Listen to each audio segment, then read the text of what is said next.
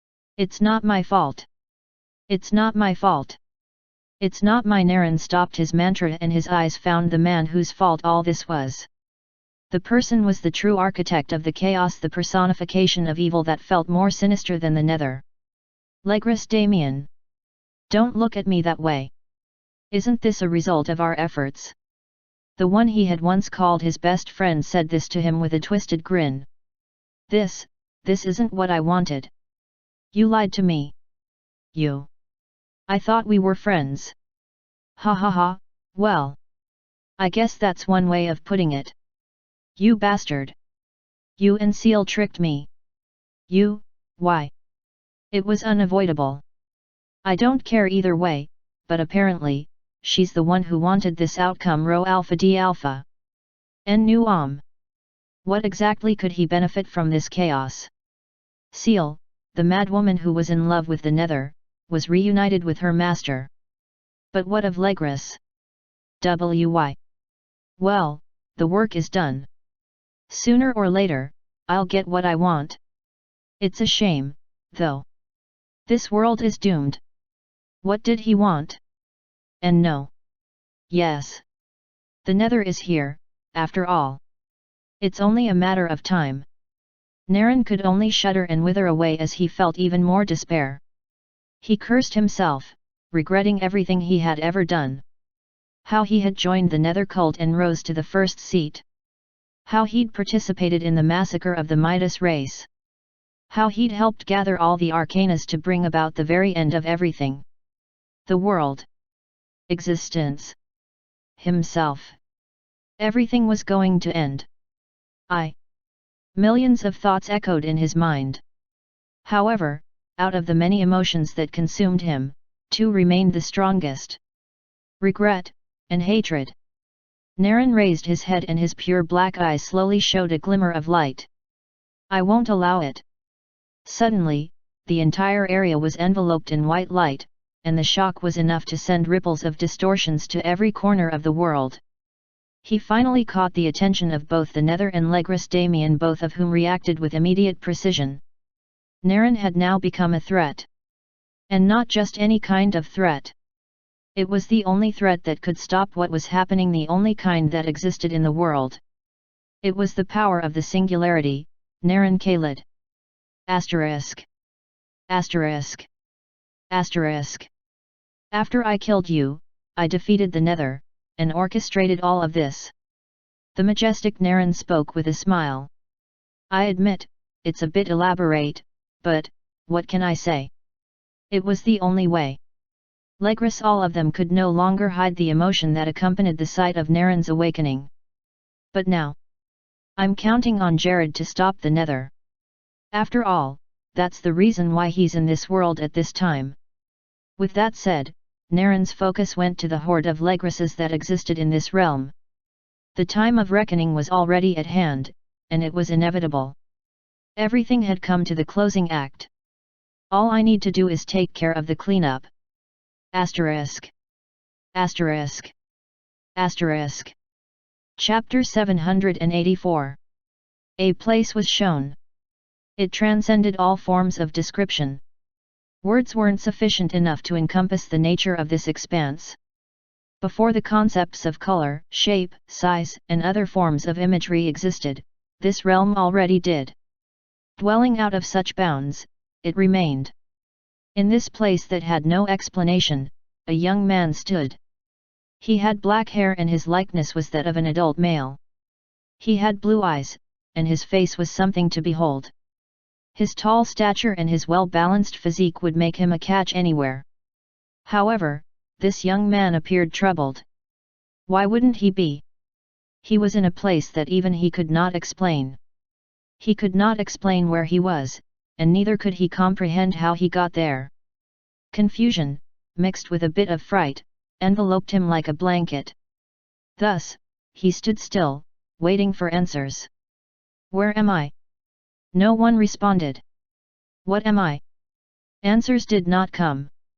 Who am I? He received silence once again. In this state of confusion, completely overwhelmed by everything he couldn't understand, he seemed to be doomed to an eternity of madness. however. Who's there? Salvation arrived. A woman appeared at a distance, instantly drawing his attention. Her silky white hair and violet eyes resonated within him, and her smile sent shivers traveling through his body. Her body was as elegant as her face, pure and unsullied, and she stood beautifully still, watching him keenly. Who are you? He asked. Something told him he knew the woman. He could feel something inside him long for her, and he could feel many twisted knots unraveling. However, he still couldn't recognize her, or what she meant to him. Then, she started to move. Slowly, she walked towards him. With each step she took, a longing no, an unbearable thirst assailed him. More than anything, he wished she would come quickly. He wished to hold her and tell her words, even though he didn't know what to say. Who are you? Was all he could say, until she finally stood right in front of him. Now mere inches apart, he craved her even more. One more step forward and their bodies would clash, but he could not move. He could not touch her. He could only watch. Who are? You know who I am. The woman's voice teased his ears, and her hand caressed his cheek. The sweet sensation of her words offered him comfort, but her touch made him desire more. This desperation drove him further into insanity. It was a feeling he could not explain. The woman had told him that he knew who she was. If that was indeed true, then who am I? A most precious expression filled her face as she smiled so beautifully at him. It caused something in his chest to race and jump with excitement. He wanted it to end, yet he wanted more of it. Lewis Griffith. You are Lewis Griffith. Her sweet voice echoed in his ears, and suddenly, memories surged up in his head. He felt the sensation of countless images overlapping and sticking into his head. However, something about everything felt incomplete. You are Jared Leonard. More memories emerged from deep inside him. Memories of his new life kept popping into his head until there was no longer any hidden memory. They all returned. Now, tell me, do you know who I am?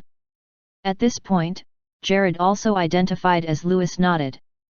A smile formed on his trembling lips and his hair slightly moved in a wavy line as he nodded. Who am I? He felt something hot stream from both his eyes. They flowed down his cheeks, dropping from his jaw. His face felt hot, and he felt like his heart would burst. After so many centuries, he was finally seeing her again. Amelia, it's really you, Rho Alpha D Alpha. En nu Her long white hair flowed, as though being brushed by the wind, revealing her pointy elf ears.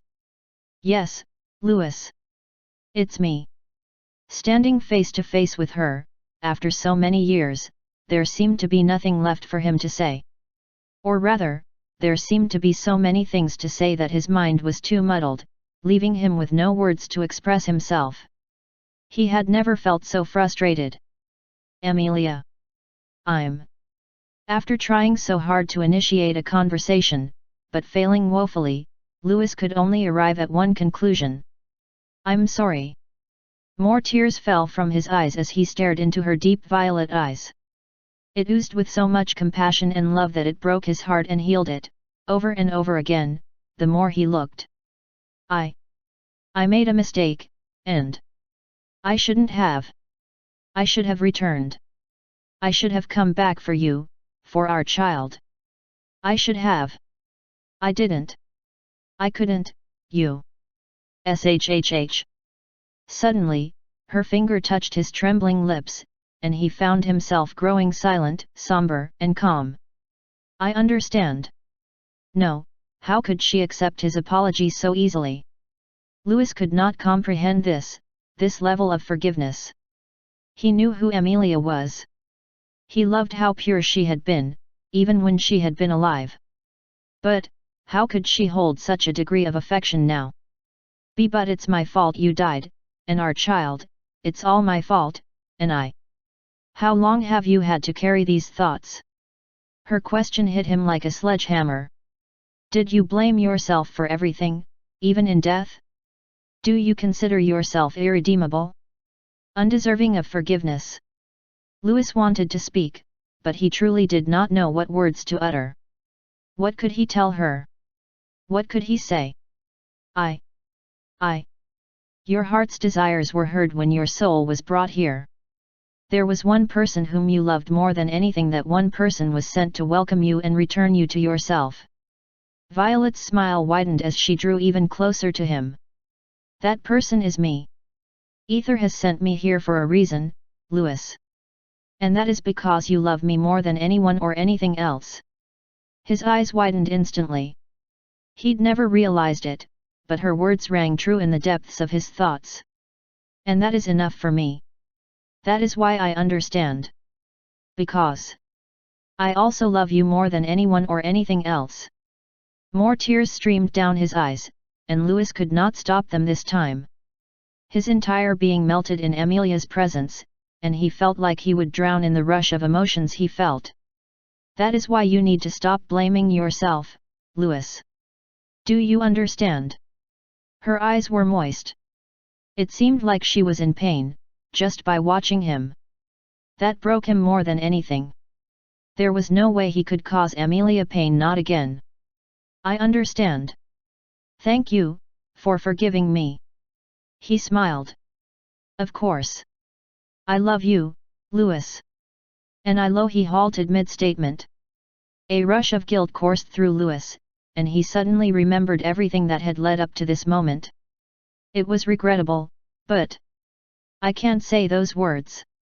Not anymore. I understand. Amelia's voice echoed in his ears, her smile encouraging him. And then, before he knew it, he too was smiling. Thank you, Amelia. For a moment, they stared at each other. It seemed like an eternity was encapsulated in a single moment, but neither of them let go of the other's gaze. Until finally. I have so many questions, Louis whispered. After spending an ideal amount of time here, he could no longer resist the dozens of gnawing questions that plagued his curious mind. Where are we? What is going on here? And finally, who are you? Asterisk. Asterisk. Asterisk. Chapter 785. Who are you?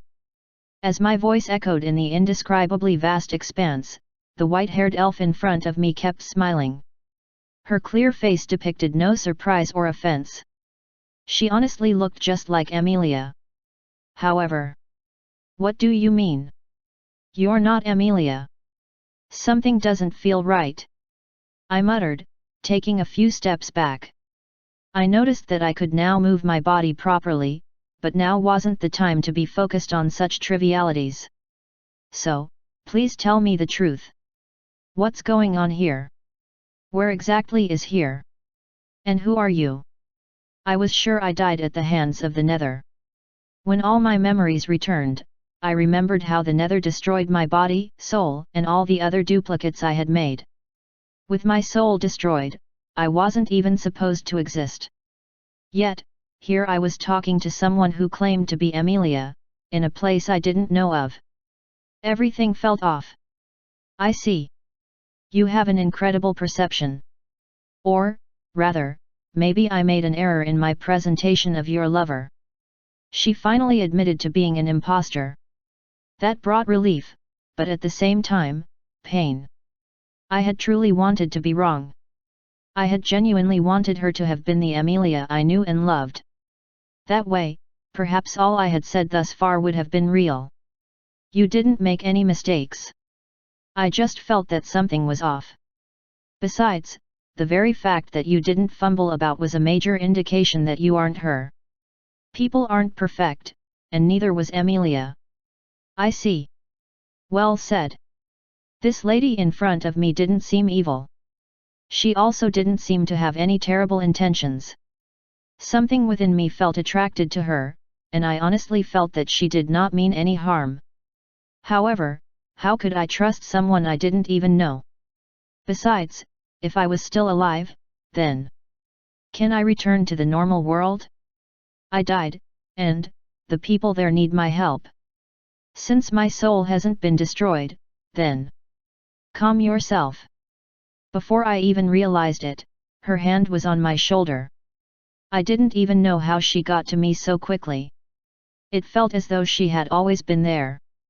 In fact, when I looked around, it felt as though she was all around me too. I was honestly too puzzled to comprehend what was going on. There's no need to hurry. I know everything that is happening.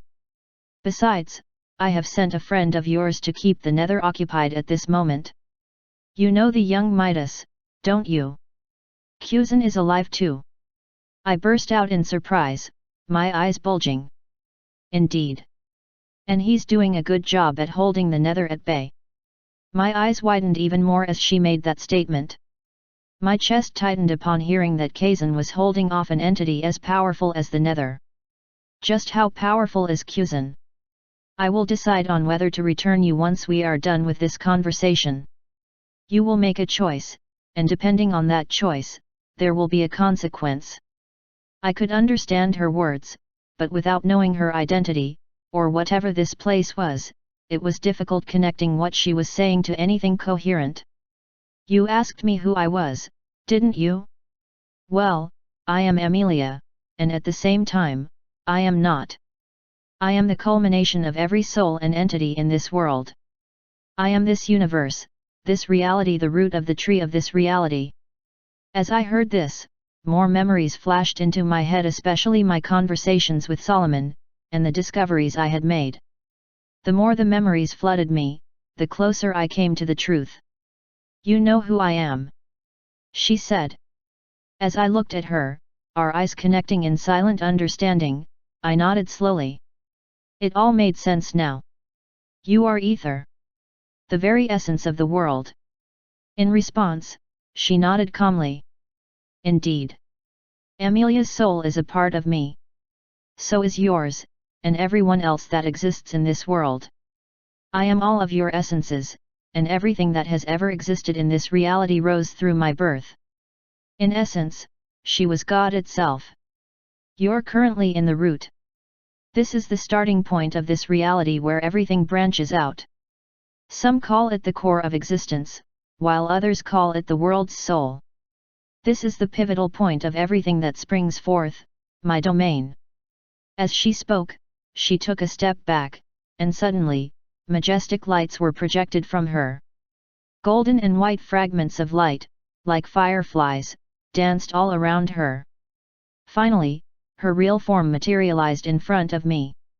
Ether had a flowing white gown, with bright golden embroidery around it.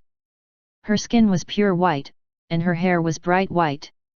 Her features were mostly human-like, but this level of pristine god-like beauty placed her beyond anything I had ever seen. She was beyond transcendent in everything. As she floated, her gown flowed like clouds of white mist, and golden sparks covered her body. Pure energy unfathomable flowed through her and all around her. This is who I am. Her voice, now taking on an indescribably pleasant tone, teased my ears once again as she smiled kindly at me. I was dumbstruck, at this point. I have also told you where you are. All that's left is, what is going on? She was correct. However, something else was gnawing at me. Something that was quite selfish and not really pertinent to the matter on ground, but my mind could not rest regardless. You seek to know about the well-being of your lover, Amelia. Ether's voice interrupted my conflicting thoughts. I wanted to deny it, but considering I was in the presence of a literal god, I decided against it. Instead, I admitted to my selfishness. Yes. Yes, I do. Asterisk. Asterisk. Asterisk. Chapter 786. Amelia is now a part of me. Every dead soul returns to me. They become one with me, and I use all of their materials and processed information to produce more souls. It's a cycle of life. Ether's voice was fluid and smooth, calming me with every word she uttered. Certain races and individuals receive various properties and allocations based on the requirements of dispensation. However, it is up to my discretion, based on the balance of this reality, to allocate it to the souls as is necessary. Everything she said raised questions about existence within me, but I saved them for later. So, Amelia is gone. In a sense. However, for her, she's one with me. And that simply means eternal bliss in my bosom. I smiled, nodding slowly. In the end, it seemed that everything I had experienced with Ether was simply a one-sided charade. I know everything about Amelia since she is a part of me. Everything I told you is what she would have said. I took her form because I wanted to better explain things to you and put your unstable soul at ease. I see. When you die, and become one with me, you'll see her again. In a dreamlike paradise, forever. I understood that she was trying to be comforting, and this was mostly the product of a perverse human mind, but the way she put those words sounded a little weird. You're right. Thank you. Ether was comforting me, and I genuinely appreciated it. The fact that I could see Amelia again, and be with her, was enough for me. One thing, though. Amelia would want you to keep living. Not to be constrained to the past, but to freely embrace the future. I know you think she was miserable after you broke up, but she eventually got over everything and lived happily with her daughter and family. She didn't die sad or broken. She was fulfilled. Thank you for telling me all of this. I smiled, fighting back the tears that had already begun to form in my eyes. You're welcome. We both stared at each other for some time, in what I could only describe as a necessary moment of silence. She recognized that I needed the time, and she gave it to me. Until, finally. I'm ready. Asterisk. Asterisk. Asterisk. You were brought here for a reason. Even though the Nether destroyed your soul and all the copies, I saved one before it was too late. Ether began. How? You saved a backup within some of the arcanas. All arcanas are connected to me, so it only follows that I can use that link to transport them directly to me. My eyes widened in surprise. Now that I thought of it, strength granted me a steady supply of ether that had to come from somewhere.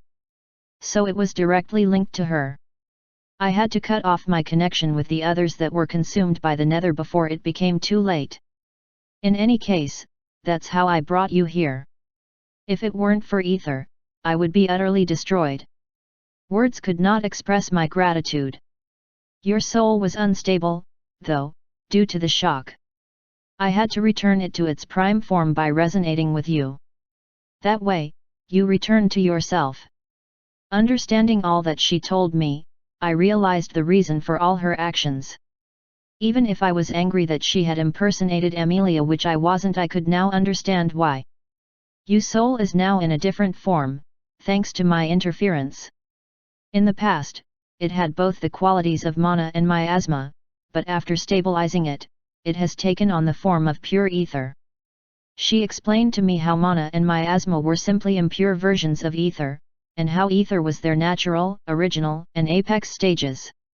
Like a pool of water that has become muddled with foreign elements, so is ether that has taken on the form of mana, miasma, or both.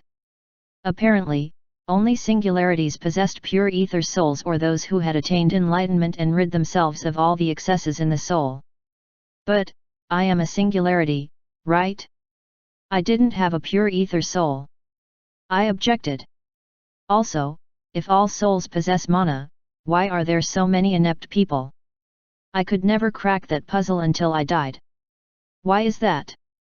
Ether gave a slight chuckle, one that rang of understanding, and not pride. Indeed. The reason for your status as a singularity goes beyond the innate nature of your soul. Rather, it has to do with its state.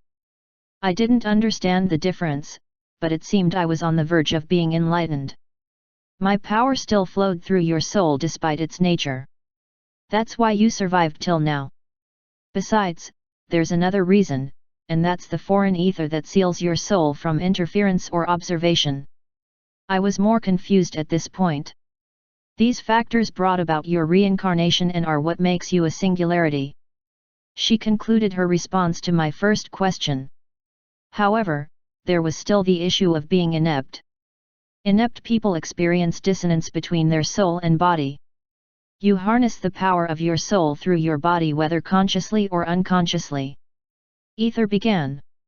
By default, the contents of your soul begin to leak into your body, spreading all around it to make mana or miasma particles. In rare instances, when the soul is purely ether, the energy that is released will be ether. Just as one didn't need to control their blood circulation or other processes that occurred inside the body, all of this happened naturally. The core is also formed naturally, and it continues to progress that way, eventually leading to an awakening. Ether added. Unfortunately, it seemed the inept people were simply incapable of this process. It made me wonder why so many inepts existed, though. And Ether's answer to that was what I didn't expect. Balance. Oversaturation of power leads to destruction. Underdevelopment of it, however, leads to devolution. As such, there has to be a middle ground. Ether began. Those who possess this innate ability are privileged. Those who do not, are meant to serve as a balance. I understood all she said, even though it felt a little frustrating. If she was in charge of choosing the routes, then why? Why didn't you make me capable of magic? I would have been able to do so much more in my first life. The things I could have done, the developments I could have brought about, they would have been so much more. It made sense that I would be among the chosen ones if such a system existed, right? That is precisely why I chose not to. The world is like an endless stream, and I ensure the flow is not disrupted. Advancement in magic at that point would have created a tidal wave in a calm stream of water. She replied. In simple terms, it had been too dangerous to grant me the gift of magic. For the sake of order and balance, you could not be allowed to possess mana. Asterisk. Asterisk. Asterisk. Chapter 787. But you also hid certain discoveries from the world because you knew it wasn't ready. You must have understood. I could no longer deny her words once she brought that up. Since she was the essence of the world itself, her reasons must have been justifiable and beyond just me. So why was I reincarnated? Wouldn't that still yield the same result? My actions in this new life have caused tidal waves, or have they not? I asked with curiosity and perhaps a bit of skepticism. If her true aim was balance, she would not go out of her way to return me to the stream of the world, now would she? A tidal wave is preferable towards the end of the stream, don't you think? The end? Did she mean the nether? There is a lot you do not know, Lewis Griffith. It is now time for you to find out. Ether spoke, drawing closer to me. I felt a heavy weight suddenly bind my insides, but at the same time, I felt an unraveling like nothing I had ever experienced before. Your reincarnation and the current threat that seeks to destroy this world are not unrelated. They are tied together by a single factor. This was it. After so long wandering in the darkness of ignorance, I was finally going to get answers. Suspense swelled within me, and the weight slowly began to fade away. I listened, both curious and anxious about what she would utter next. The mold that holds all of this together is Naren Khalid. He is the reason behind your reincarnation, the cause of this new reality. The moment Ether said this, my mind went blank. I couldn't even think for the first couple of seconds. What? After a brief moment of paralyzing shock, I remained locked in an endless swirl of conflicting emotions and clashing perceptions. After considering what Ether said, and the implications they had, I arrived at the only conclusion I could reach. That makes no sense. The more I thought of it, the less plausible the idea seemed, not like I was in a perfectly sound state after getting a bombshell like that dropped on me. You say so because you do not comprehend the reasons and causes that have led up to this point. Ether most likely knew what she was talking about. After all, she was basically a god, and compared to her knowledge of everything, I was too ignorant to debate with her. However, if what she said was true, that meant Naren deceived me. He acted like he had no idea. He completely, no. I can't just. Naren was one of the very few people whom I had grown to trust. He was capable, dependable, and actually trustworthy. Our joint passion for magic and our aligned interests made us good friends even beyond our relationship as teacher and student. When I was with him, it didn't feel like I was with a senior or junior. It just felt wholly natural. If he knew no, if he caused my reincarnation from the start, then everything I knew about Naren was practically null. How could I accept that? I know it is difficult to accept, but it is true. Naren was the one who caused your soul to flow to the body of Jared Leonard, though I helped him out. The more Ether revealed, the more it became apparent that she was willing to break the rules she earlier established, particularly the one about balance and waves. If Naren was as powerful and skilled as she said, then why was he gifted with so much logic-defying power? I never really understood why he was so powerful. I was a reincarnated genius, who used my past memories to improve myself. Plus, this singularity status of mine allowed me to go even further into the art of magic, allowing me to surpass my past self. However, what of Naren? Why was he so special? Naren is a singularity. Ether revealed to me, causing another leap in my heart. The more I heard, the less anything made sense to me. No, it's not as simple as that. He's not just a singularity. Perhaps it's more accurate to call him the original singularity. More confusion caused my head to hurt. So, you're saying the reason I'm here, the reason I'm a singularity at all, is because of Naren? And the reason he was able to affect all of this is because he is a singularity. Correct. Ether responded to my almost exasperated summary. It seemed I would need a lot more explanation than I currently had. Ether must have realized this, since she gave me a kind smile and nodded gently. I understand how confused you must be right now. However, I promise you, there is a reason for all of this. If you are ready, I will reveal all of it to you this instant.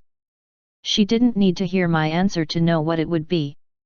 Based on my expression alone, my desire for the truth was already pretty obvious.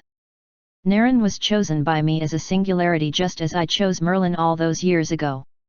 He was chosen to be my avatar, to serve as my representative for what was to come. If I was to guess, I would say the thing to come was the Nether. You see, I am only the essence that flows through all things in this tree of existence. I cannot actively participate unless there is an agent through which I can act. She added. I had pretty much already guessed this. The fact that Ether was so powerful, and she didn't stop the Nether cult from achieving their goals, made that clear. Unfortunately, many things went wrong, and the plan derailed from its original model. To atone, and restore order, Naren had to change everything and select a new avatar. He chose you. Me? Why? What happened? Why couldn't he do it himself? What went wrong? More and more questions swirled around me. Thankfully, it seemed that Ether was planning on answering all of them. The truth, Lewis, is that this world has already been destroyed, once before. Everything in this plane of existence should not exist. Asterisk. Asterisk. Asterisk. Chapter 788. In the past, the world was plunged into chaos because of an otherworldly entity known as the Nether. This being contradicted the very nature of Ether, and it corrupted everything it touched. As a result of this, it brought unstoppable darkness and destruction to the world.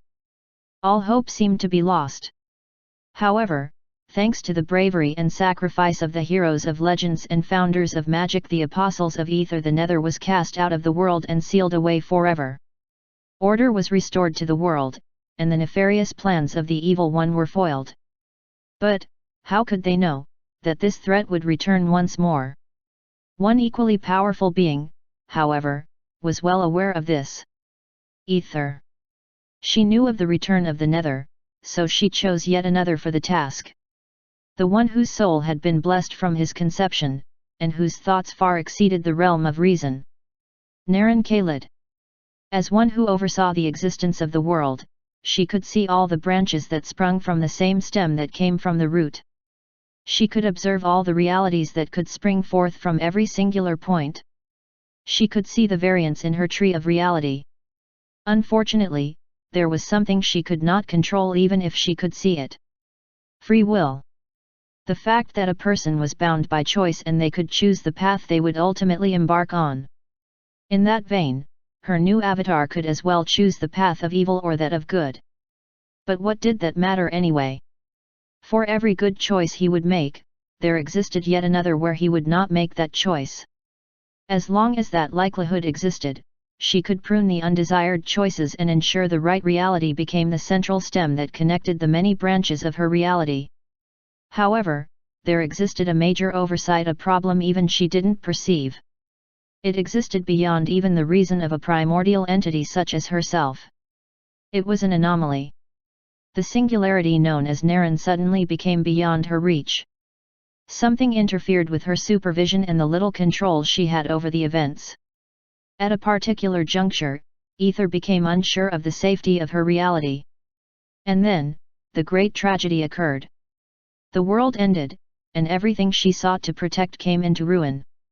It would have been preferable if there had been a reality where Naren had taken a different path that led to the world's salvation, but she could find none. The whole tree had been in the process of being consumed by Nether, and it had been too late to cut off the infection as it had already spread past the branches, reaching the stem and heading for the root. The more the Nether consumed, the more powerful he would be. The more powerful he was, the weaker she would become. It had only been a matter of time before she was completely immersed in the corruption of the very opposite of her purity. To Ether's surprise, however, the very one who had brought doom to this world was the same one who saved it. Naren Khalid actually rose up and utilized his connection with Ether to face off against the Nether, defeating him and halting his advance on the Tree of Existence. Unfortunately, it had been too late. The damage had been done. Everything that was wrought had taken so much toll that it had already swept a huge portion of Naren's universe into despair. Still, it hadn't been the end. Naren Khalid utilized his original No, his primeval magic, and completely reversed the state of the world.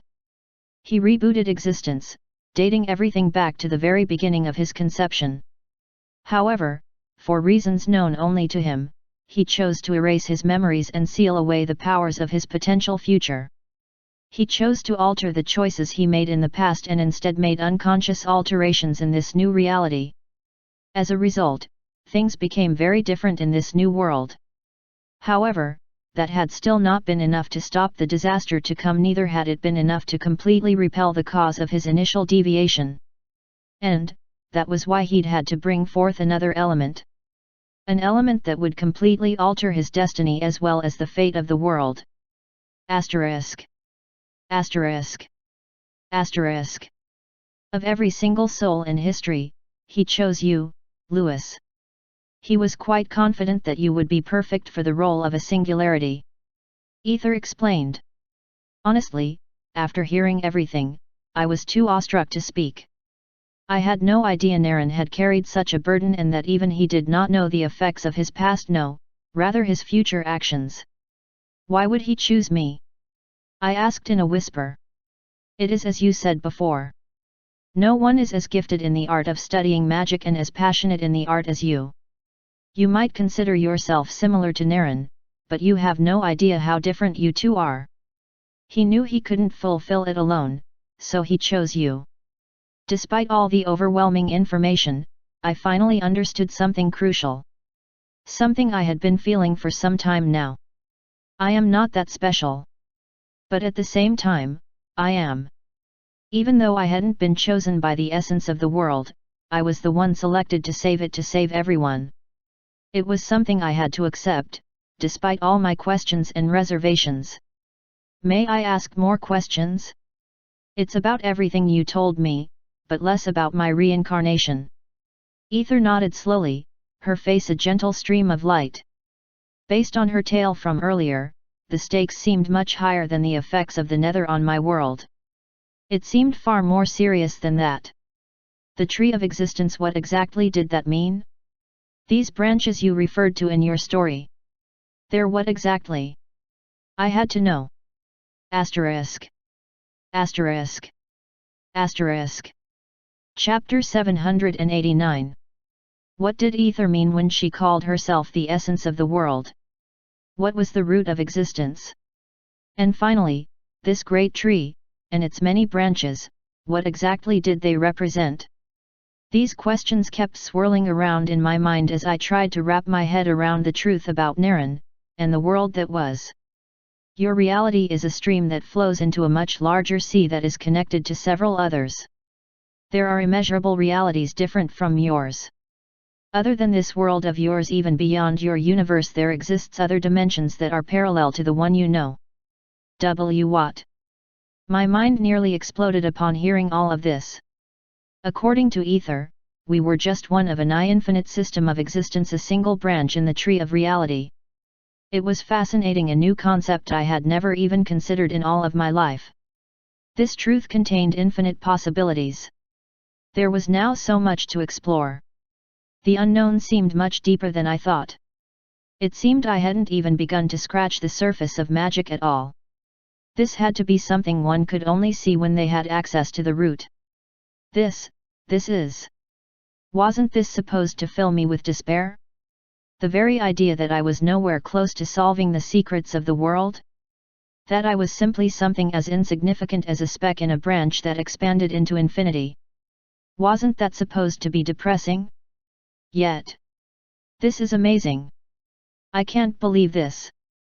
I couldn't help but wonder just how diverse or completely new the concepts of these realities would be. However, with these many thoughts came another sharp realization. No, it was more like an inquisition, a blot that existed in the image I pictured. So, this Nether, he comes from where exactly? I asked. The branches that Ether spoke of were all connected to her.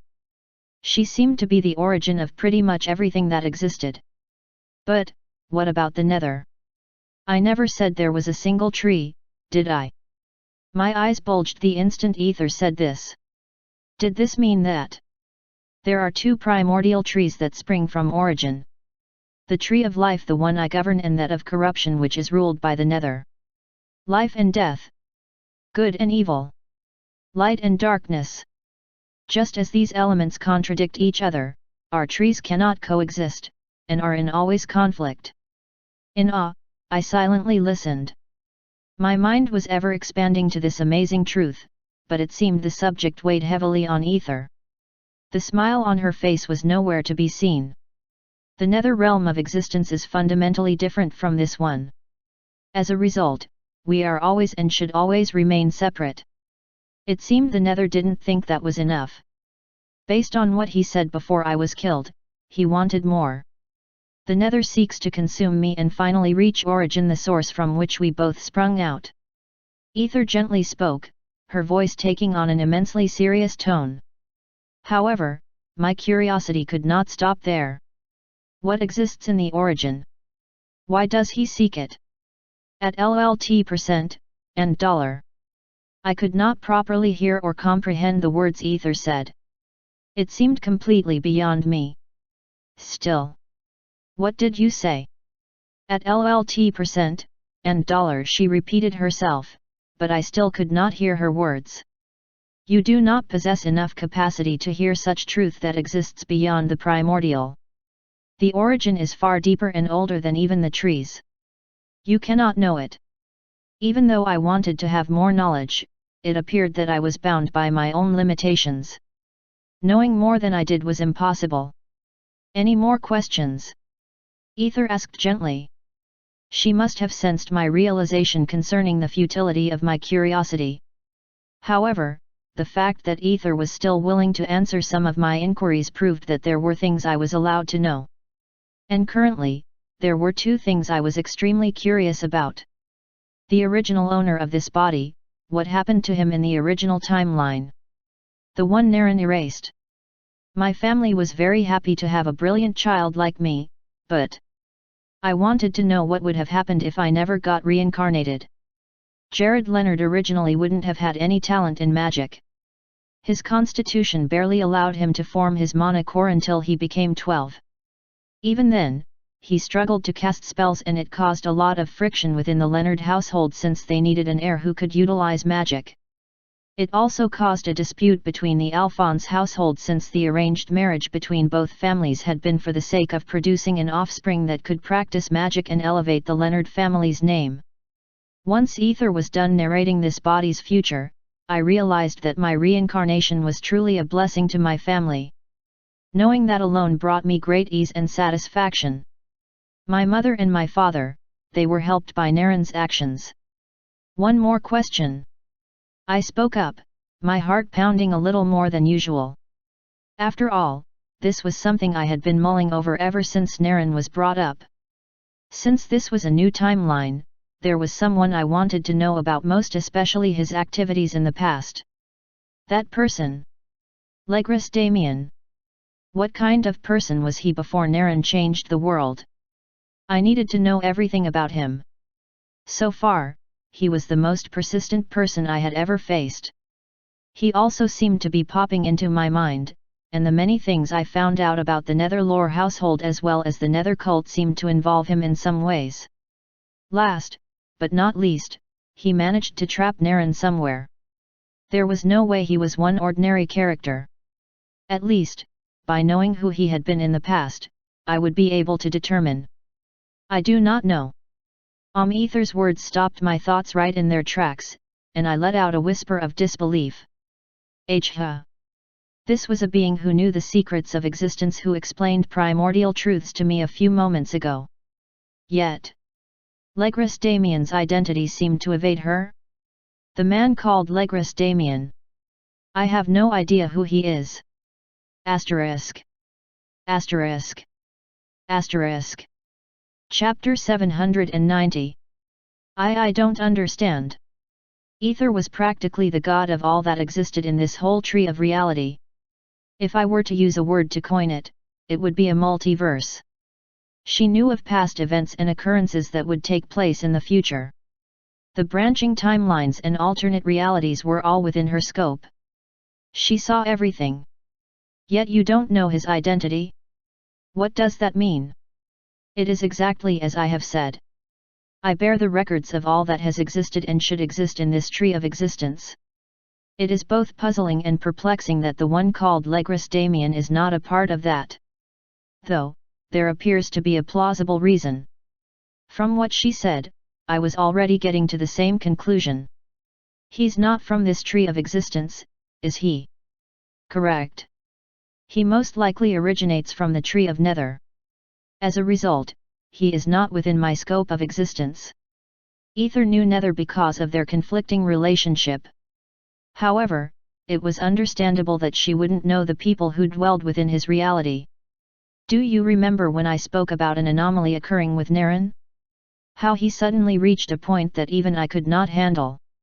I believe it is related to Legris Damien. My eyes widened as I took in this information. If she was right, then Legris was far more dangerous than I initially thought.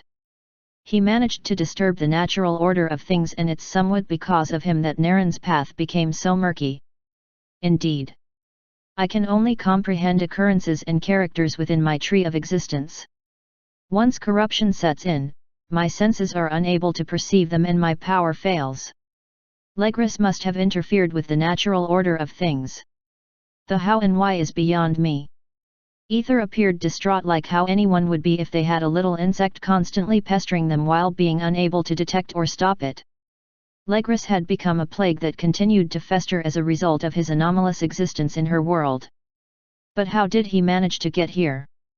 The Nether required all the arcanas to breach this place, didn't he? So how did Legris achieve it? I muttered, rubbing my chin in confusion. I knew Ether also had no clue, but it was something very curious indeed.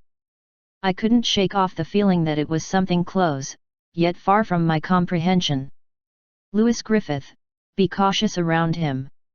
If he was able to corrupt Naren, then surely the danger he poses still exists. Ether gave me a word of caution, and I heeded. Though, a question constantly pressed me. If Naren erased the previous timeline, Doesn't that mean everything is reset? Doesn't that include Legris Damien's memories? If we calculate that, then I'm afraid your reasoning is false. Naren only affects the time in this tree of existence. Time functions differently in the netherworld. It also has different sets of principles for its inhabitants. Ether interrupted my reasoning. Primordial entities like me, who exist beyond concepts like time, are not subject to it. The Nether is another exception to this law, though he currently does not possess his full authority now that he has crossed over. According to what Ether told me, she and the Nether were not subject to the laws in their respective realms. However, the way it applied to people like Legris astounded me. Naren reset everything in this world's timeline, but that has no effect on a being that is originally not from this world. Legris Damien's memories were most definitely not erased. If that's the case, then why would Naren let him be? Why can't Naren kill Legris and get it over with? Why would Naren erase his own memories? Ether shook her head slowly, smiling at me softly. You have killed him before, haven't you? Yet Legris always seems to appear. Naren also destroyed him in the future timeline. Yet, he never seems to completely vanish. Somehow, Legris has attained something akin to perpetual immortality. Even when he was killed, he returned. If someone as powerful as Naren couldn't kill him, then I was beginning to get scared. You don't need to fret, Louis. It is not your burden to worry about Legris Damien. That duty has already been assumed by Naren. Your duty is more immediate. Ether interrupted my thoughts with her soothing tone. I see. The Nether, hey? I have to defeat him. That's why I'm here. Indeed. How? The answer still eluded me. If Naren was certain I could defeat that monster, surely he had a way to execute it. Currently, I was nowhere close to that monstrous entity in power, or anything else. By becoming a vessel. Become my vessel. Just as the Nether has a vessel that allows him to manifest himself in this reality, I can select an avatar to represent me and utilize my power. I understood instantly. So this was what the plan had been all along. Using Ether to fight Nether. There was one issue, though. Can I handle the power? It seems you understand the implications. Ether answered. Of course, I did. Even the Nether's vessel, the cult leader, had to absorb all the arcanas to become the perfect host. And despite that, his body seemed barely able to contain the Nether's power. It seemed like it kept acclimating as time passed. I have had two vessels throughout existence, Merlin and Naren.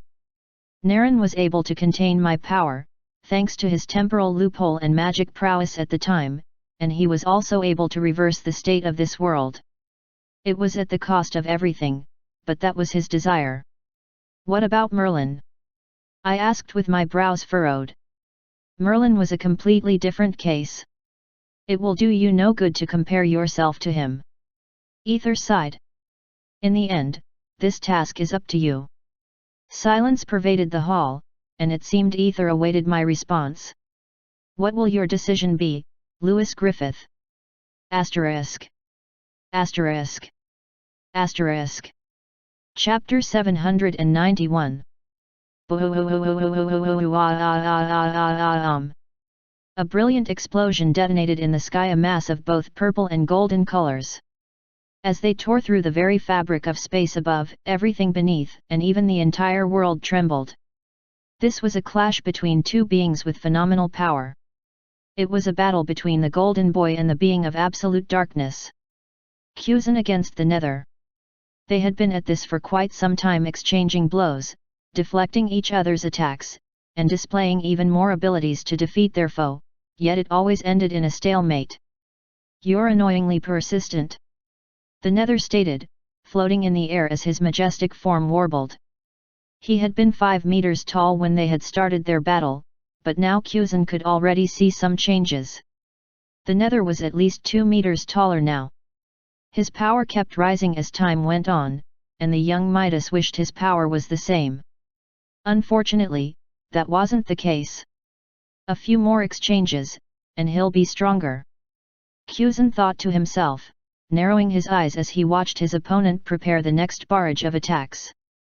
Anti-life barrage. The nether sent forth several nether darts that far transcended the speed of light, and they were all focused on Kyuzan. Normally, he wouldn't have had to fear them because of his constitution, but it seemed like the nether planned on destroying even the laws that governed his body and granted him his invincible form.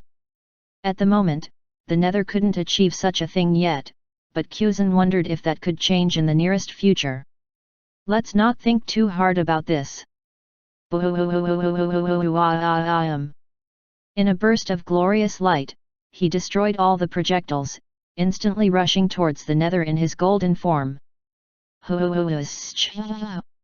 He closed the distance between them in a flash, generating his own projectiles using his original magic, which was already evolving into something more.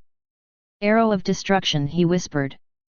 Rather than creating multiple projectiles that the nether would be able to dodge, Kyuzan focused his strings towards making just one that possessed more power and speed. In a flash, the arrow was created far larger and denser than reasonably possible. It also oozed with the golden light and authority that Kyuzan possessed. Go! Kyuzan smiled, launching it at the nether. Tch! Begone! The dark pulse utilized by the nether to completely offset the arrow's impact, or better yet, corrupt it, was suddenly negated by the arrow. What? Kyuzan smiled, watching the surprised nether receive his attack head-on. And then...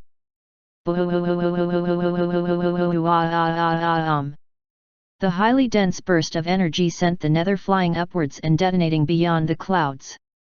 Thanks to Kyuzan's control, he concentrated the explosion at a single point, refusing to let it leak beyond the area of impact. If he hadn't done so, the results would have been disastrous to the surrounding areas. Besides, it's more effective this way. He murmured, narrowing his eyes at the center of the explosion. Unfortunately, even this is not enough.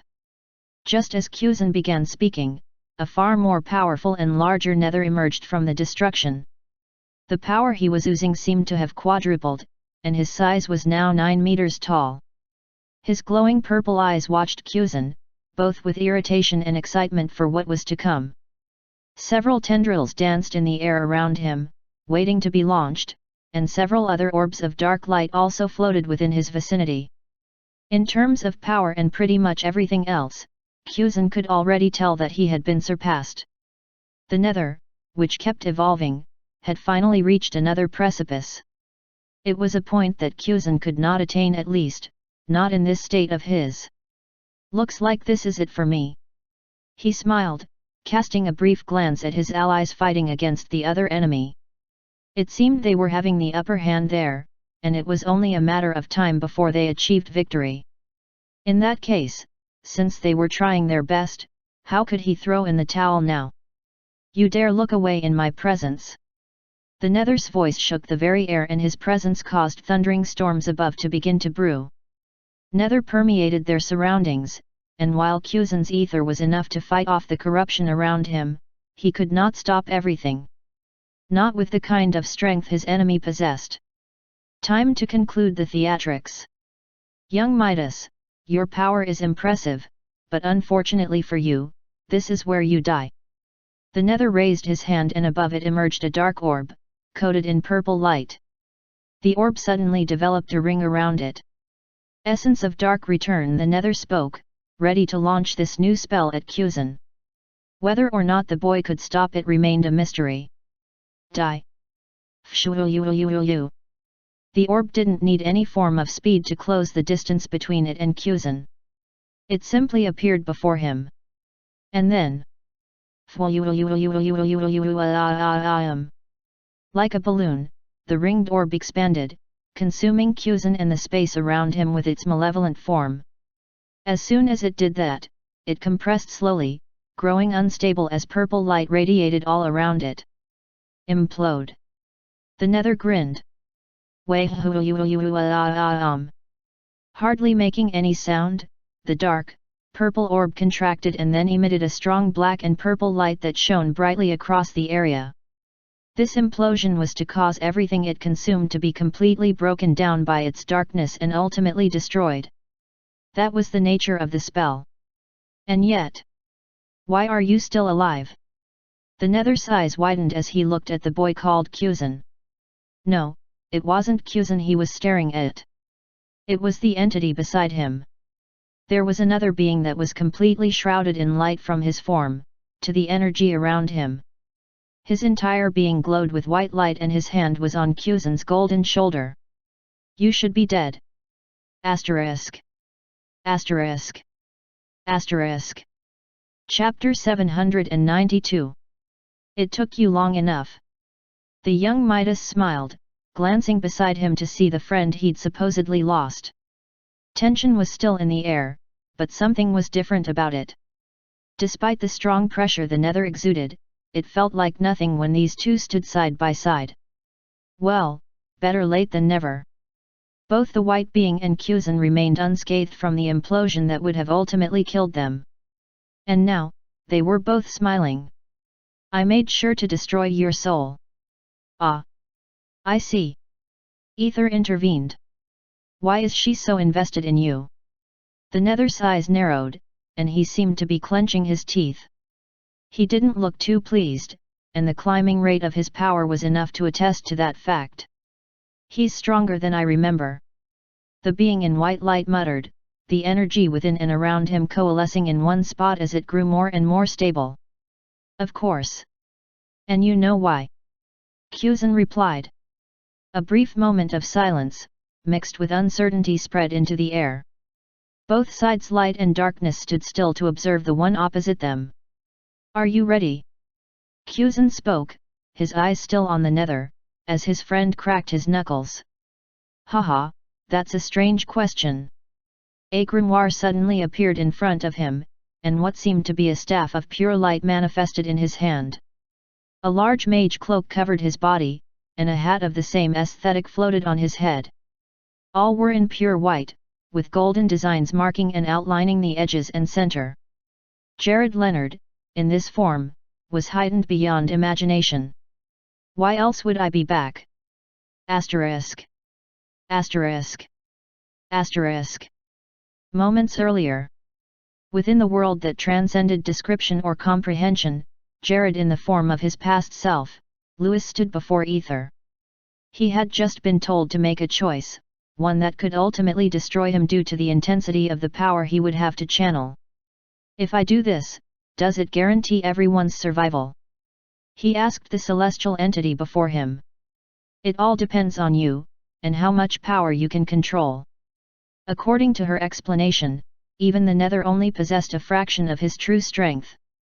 However, thanks to his body constantly acclimating, he would always increase in strength.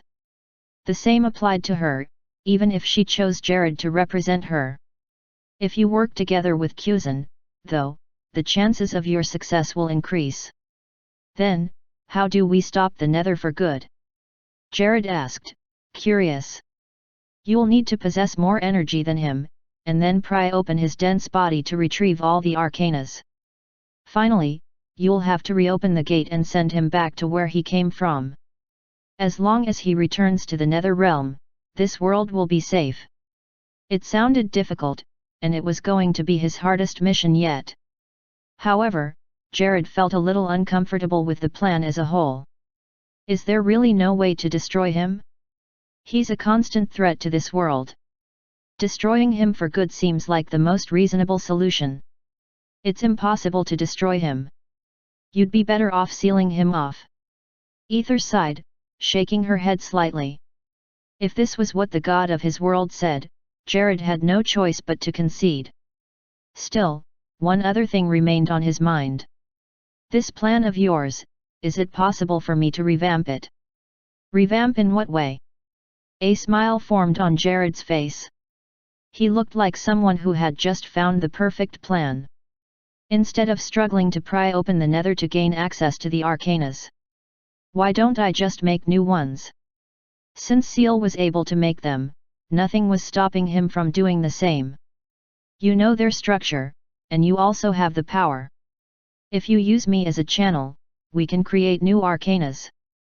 I understand that. However, the time and strain it'll place on your body is too much. Although, I admit that your plan has some merit to it. Ether replied, ushering a moment of silence as both parties fell into deep thought. After barely any time passed, not that the concept existed in this realm, Ether's eyes glimmered with inspiration and a smile formed on her face. She had gotten the perfect solution to the problem.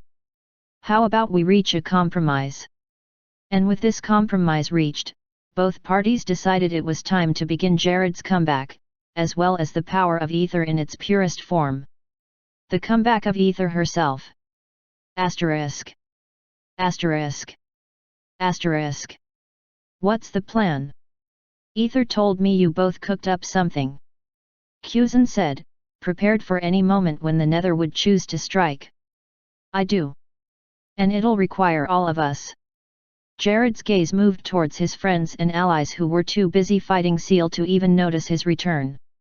They must have had quite a decent amount of trust in Kuzan or complete immersion in their battle to have missed his resurrection.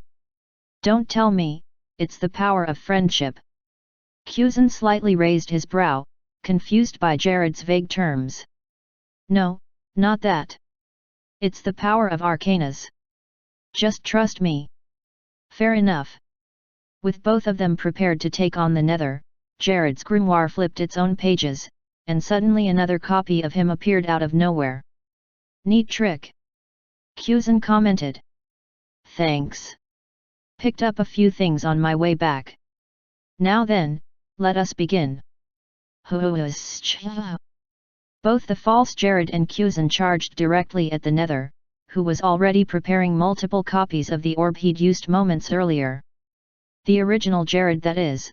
I stayed back and closed my eyes while focusing on the task ahead. Remembering the words Ether told me. Rather than create new arcanas, you can simply attract all of the existing arcanas, and create the missing ones. I began the process. Asterisk. Asterisk. Asterisk. Chapter 793. Without being a proper vessel, I won't be able to handle Ether's power. I began the process of attracting all the arcanas that had not yet been corrupted by the Nether's influence. Without sufficient power from Ether, I can't defeat the Nether. In the end, I still needed to pry open the Nether's vessel, in order to ensure that he could never return to this world by utilizing the arcanas in his possession. But my current power wasn't enough. This was only a tiny fraction of what I needed. A mere drop in an all-encompassing ocean. But this drop will be enough for what I'm about to do. Call of the Progenitor, a spell I had learned from Ether. It was meant to allow me to easily attract all the arcanas in the world to my current location. The moment I cast this spell, I began to sense all of the arcanas that still existed in this plane undefiled.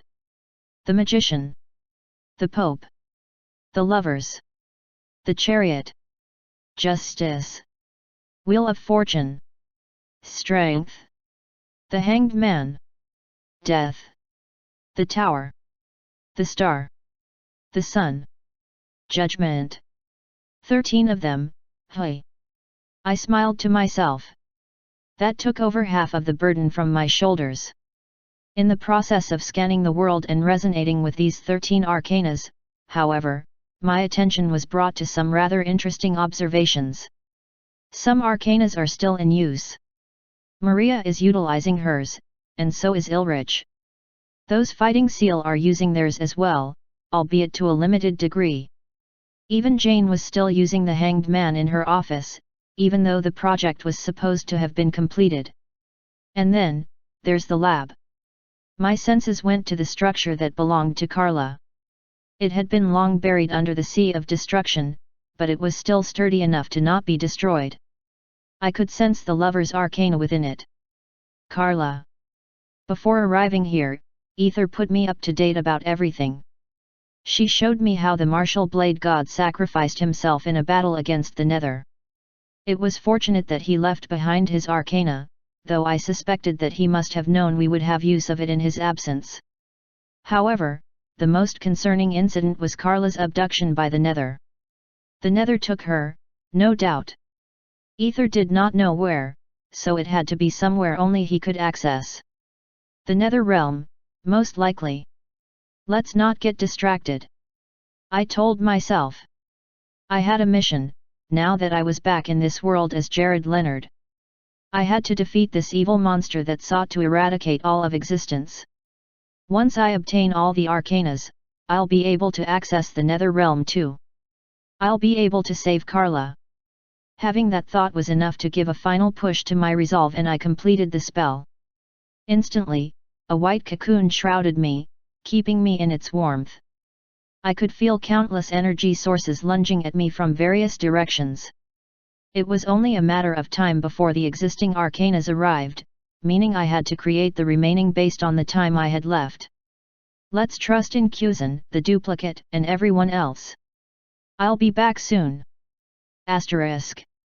Asterisk. Asterisk. Ilrich Lendertwal had just arrived at the Eastern Kingdom, where Maria had erected her huge dome to protect the several denizens around the world who were inside it. As promised, he had brought even more powerless people to seek refuge in the dome, and he was about to go to get more. The corruption had stopped, but they had no idea when it would commence again. To save as many lives as possible, he had to hurry. However, hey! He couldn't teleport. Suddenly, even the dome went down. It seemed like his and Maria's arcanas had suddenly stopped working. What is going on? Maria gazed at him, her face instantly paling as she heard the terrified murmurs of those protected by her sanctuary. As if that wasn't enough, the arcanas in their possession suddenly warbled and left them. In mere moments, the cards rose to the sky and went off in the same direction. Shock and fear, mixed with confusion, filled their hearts at that very moment. What could be happening? Ilrich wondered. I have no idea. It must have something to do with the nether cult, though. While they were speaking, another bright light emanated from within their midst, and they found yet another card flying in the same direction as the previous two. It had the insignia of a multitude of stars, and an entity at the very center of it. The star? Then, Maria and Ilrich instantly looked in the direction of the unconscious Stefan. Much to their shock, he was nowhere to be found. What in the world is happening? Maria exclaimed, now paralyzed with fear and worry.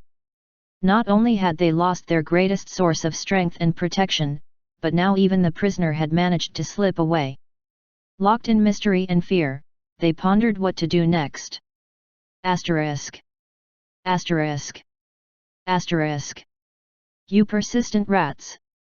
Seal growled as she was surrounded by the alliance that sought to stop her and her master. Jane, Aurora, Dullum, Ziark, Gerard, Jerry, Yvonne, Asa, Maro, Biruel, Anna, Edward, Sierra, and Lamy were all working together to defeat her. It sounded like a bit of overkill, but it only attested to the level of danger she posed. As a matter of fact, if not for her massive deficiency in power, she would have easily defeated all of them despite their number. However, thanks to their arcanas, and her lack of sufficient energy to initiate more powerful spells, she found herself cornered. Her clairvoyance and the magic items she had on, were her only saving grace now. Still, time was running out and she had to score a decisive victory. For my master. For the nether. Asterisk. Asterisk. Asterisk. Chapter 794. Wait, what? What's going on? Why is this happening now? Suddenly, those who possessed arcanas began to exclaim just as they were about to gain the upper hand. With shock and disbelief on their faces, they watched as their abilities stopped functioning. As though that wasn't bad enough, they felt the power given to them by the arcanas leave. Seal watched this sight in surprise, however, she did not break into relief. Shwoosh! Their cards left them and lunged in the direction of a white cocoon that now hovered in the air. The process was faster than anyone could follow, so before they could do anything, it was practically too late. The arcanas fused with the white cocoon, along with a couple of others that flew over from their respective locations. All the cards flew into the single white object. What in the war? Before Seal or anyone else could properly react, a loud eruption caught their attention. This explosion also came from above them, far beyond the height of the white cocoon and on a scale that none of them could fathom. Is that? And no way. It really is him. He didn't die. I knew it. How is this? This is impossible. While the Allied fighters expressed delight, Seal displayed immense disbelief. What she was witnessing defied her view of her master and his supreme power. Jared, and Kuzan. They all watched as light and darkness danced in the sky above them, completely beyond the realm that mere mortals could reach. They're on a completely different level. Asterisk. Asterisk. Asterisk. You're pretty good. Kuzan smiled as he flew side by side with Jared's duplicate. It was a mere husk, meant to duplicate his body and nothing else, yet Kuzan could not help communicating with it. So far, they had tried their best to match the nether. It was mostly thanks to their combined efforts and the support they rendered to each other. Although, so far things were at a stalemate. How long will this process of yours take? Kuzan asked, barely dodging a very dangerous strike from the nether as he swiftly closed in on the aggravated enemy. He did not expect Jared's duplicate to answer, but to his surprise, the clone glanced at him with a disapproving look in its eyes. You shouldn't be distracted. Carelessness is an enemy. It spoke. Kuzan's eyes instantly popped wide open, not just because Jared's clone had spoken, but because of the feminine tone that emerged from his lips. It sounded melodious, yet firm. Kuzan instantly recognized that the voice belonged to none other than Ether. Yes.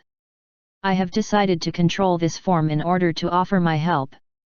The most I can do, however, is remotely manipulate it. It's not sufficient for habitation.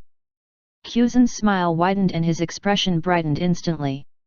Hearing that he had Ether by his side was more than enough to cheer him up. Ether. So you finally decided to show up. The nether's tone caused the air to vibrate and a far more malevolent aura took over the area. Kug.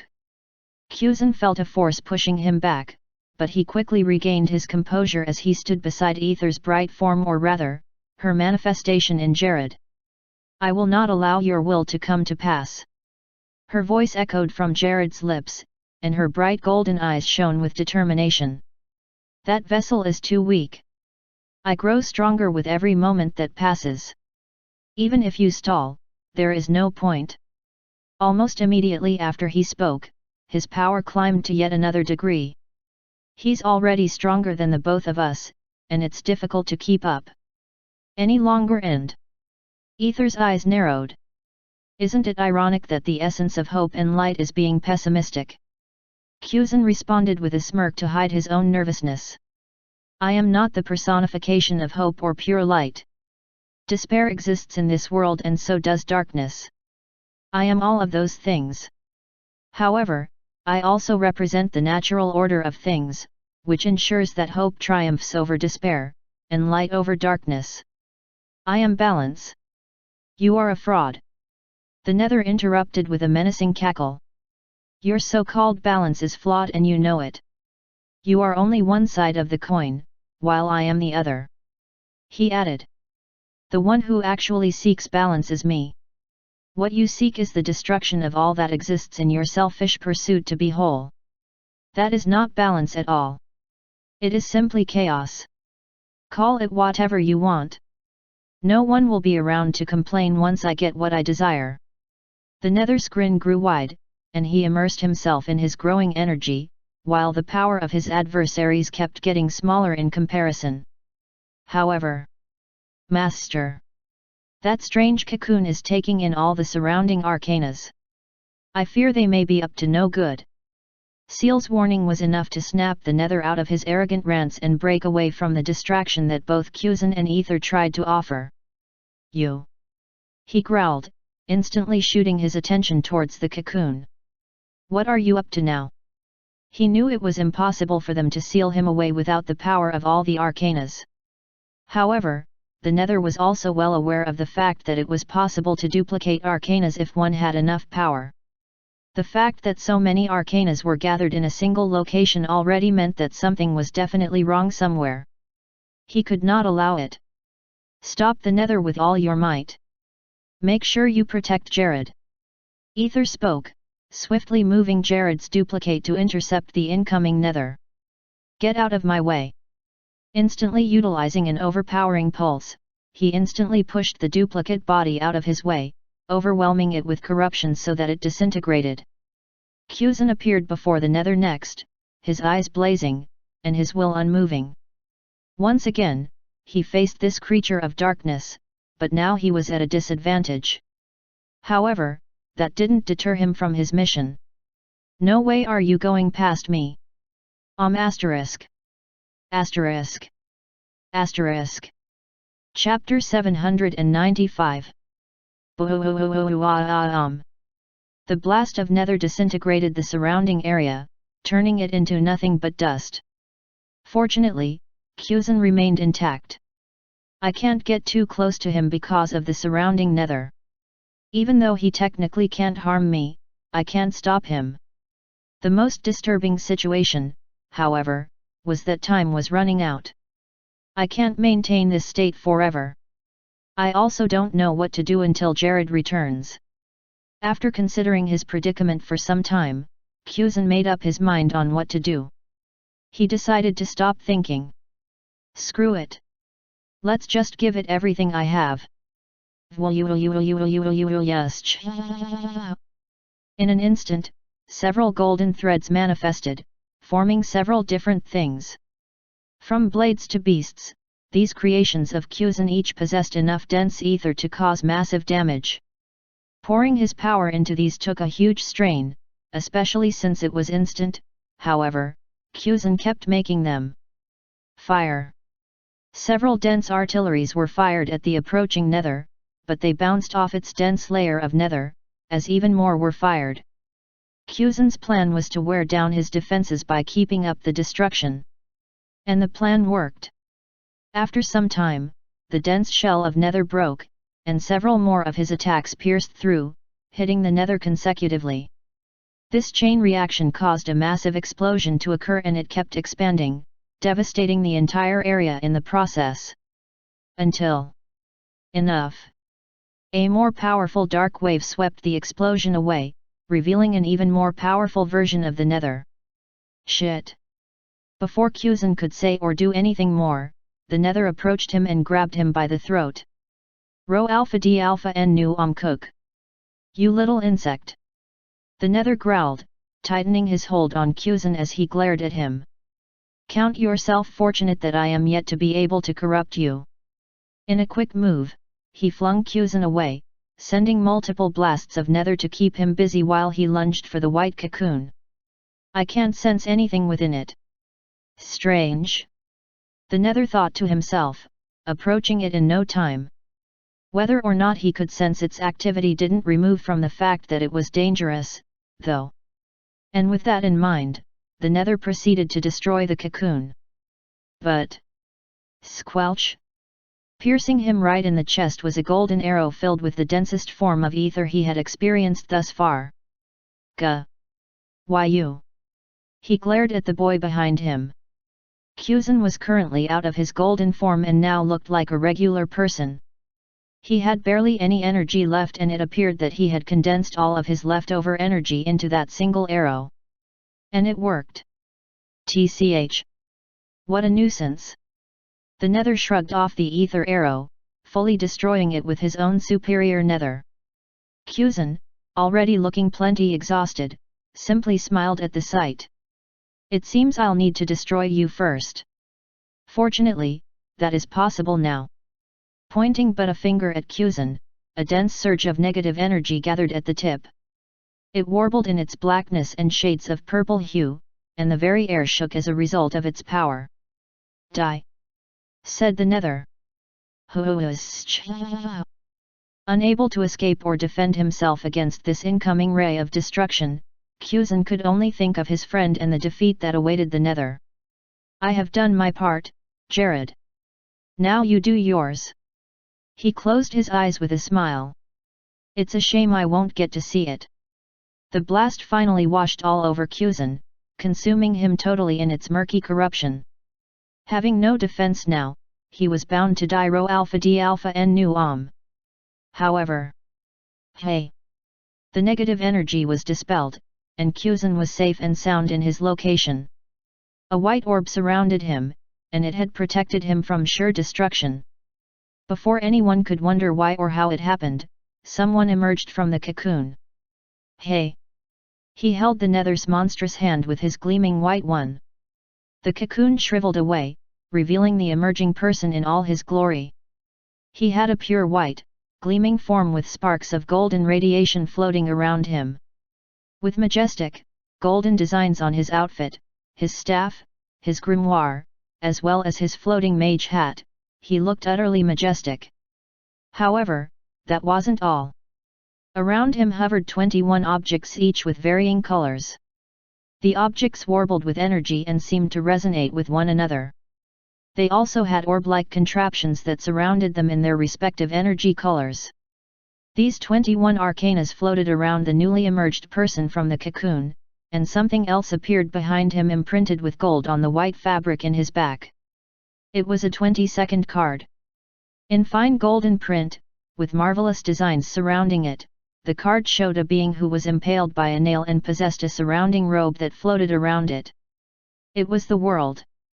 I'm back. Asterisk. Asterisk. Asterisk. Once again, I found myself in the same space as the last time, directly within the root. Congratulations, Lewis. Ether told me. She was smiling, and I instantly realized that the time had come for her to take the wheel in this situation. Just as the Nether had taken charge of the cult leader's body, it was preferable that she took charge over mine. That way, she who knew all primordial things would be able to utilize her power to the fullest. You may use my body as you like. As long as you defeat the Nether once and for all. I said, nodding in approval. Ether shook her head slightly, still maintaining her gentle smile. It seems you misunderstand. I will not be controlling your body. I will simply dwell within it. I did not understand her statement. Think of me as a partner. Just as you have familiars whom you bond with and utilize fusion magic with. I will take on such a role. It sounded unbelievable to me at this point, but... You want us to work together, in fusion mode. I had to admit, it was very cool. Asterisk. Asterisk.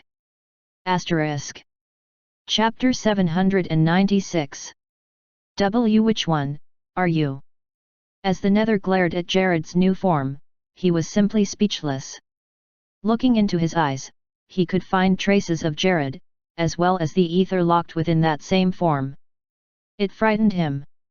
We're a combination of both. The strange amalgamation between a mere human and a primordial entity spoke for itself. In this new form, Jared Leonard and the ether had become one. Just like him, they also had all the arcanas. So what? It doesn't matter. We'll have a similar level of power, at the very least. The Nether assured himself, deciding to test the waters. As he released his wave of negative energy, Jared smoothly disappeared from his position and appeared beside Cusin, who was still suspended in his white orb. The young Midas had passed out, and Jared seemed to be concerned about his well-being. Watch over him. He spoke to his comrades who were observing everything from their lower viewpoint, before sending the white orb to them.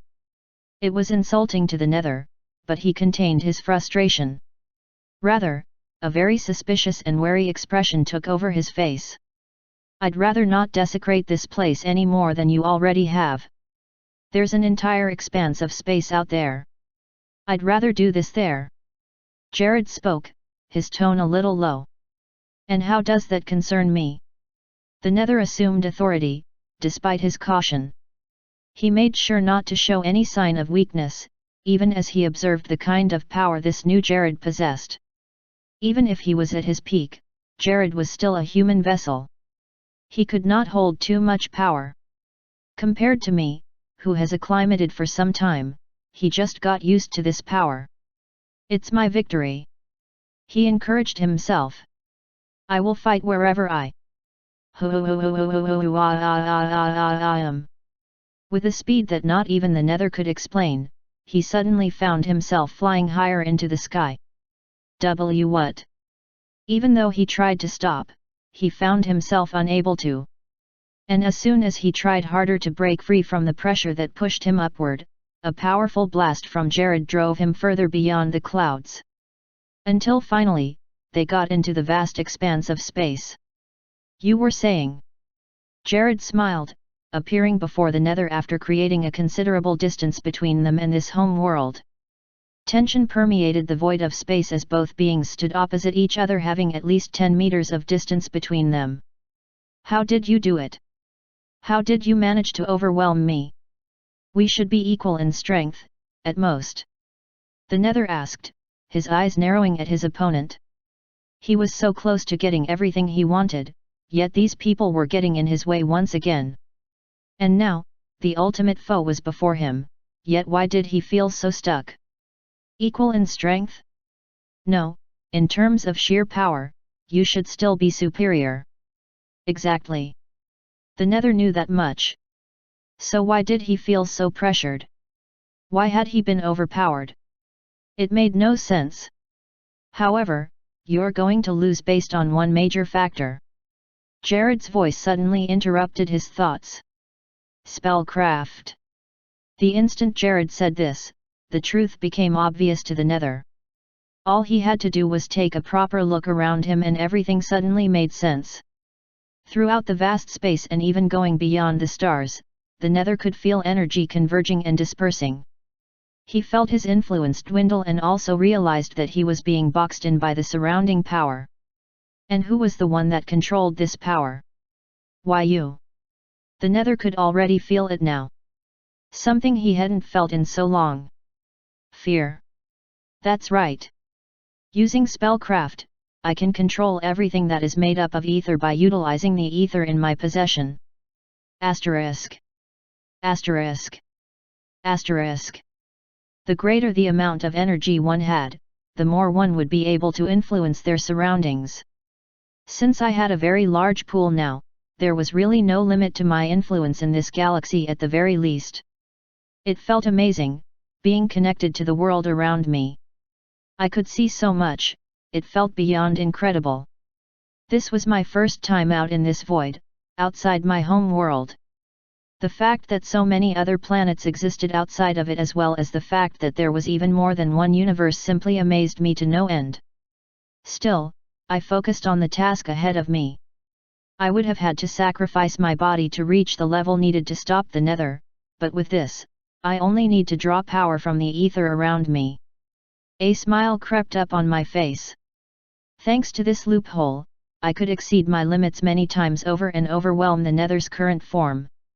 The plan hasn't changed, Louis' voice surfaced within me, and I recognized her instantly.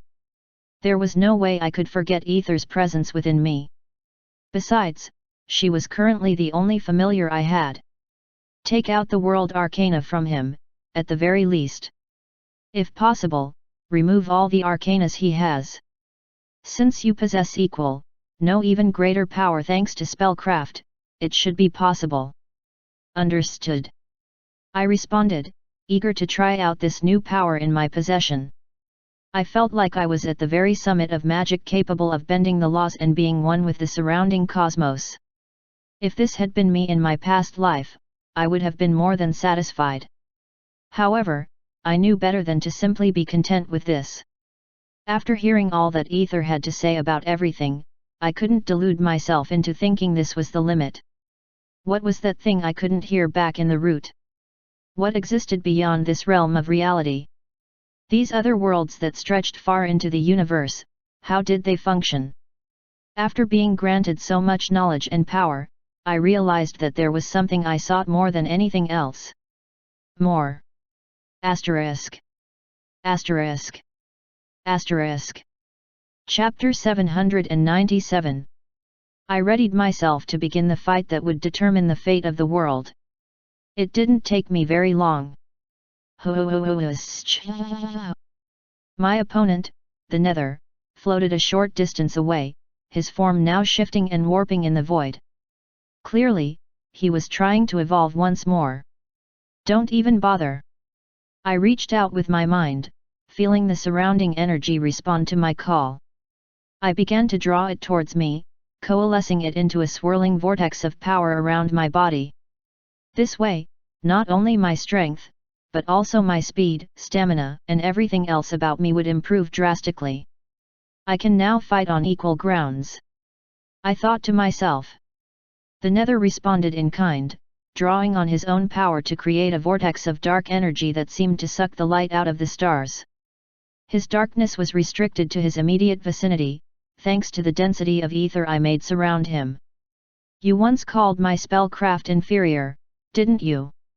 I smiled, drawing nearer to him. Let's see if you still think that. Our first head-on clash broke space, causing us to recoil backwards instantly. As we circled each other, the gravitational pull between us began to increase, distorting the space around us. I could feel the pressure building, threatening to crush me under its weight. It seemed our power was too great for the surrounding area to handle. I had to end this battle, and fast. I focused on channeling the ether around, using its power to counteract the Nether's negative energy. Just as it could corrupt ether and destroy it, I could do the same since I had more power at my disposal than he did. Damn you! The Nether roared with fury, most likely feeling the pressure build even more for him as he lost more of his currently finite power. We're not done yet. I unleashed a burst of energy, sending a shockwave rippling outward. Thanks to his vulnerable state at the moment, the attack connected. The Nether was thrown back, his form twisting and writhing as he struggled to regain his balance. But he was not defeated yet. With a flick of his hand, the Nether unleashed a burst of energy of his own. He seemed to have put a great deal of power into it, far more than I had prepared for. Gah! The force of his powerful attack sent me careening backwards, my body tumbling through space. I could feel my consciousness slipping away as I struggled to regain control. Don't be careless, ether warned me. Perhaps I had gotten a little carried away. Sure, I had the advantage in power, but that wasn't always what decided fights. Hadn't I won against people who were stronger than me before? This was no different. Alright, let's get even more serious. I focused on channeling ether once more, transforming it into a series of codes. The energy responded, flowing through me and surrounding me in a protective shield.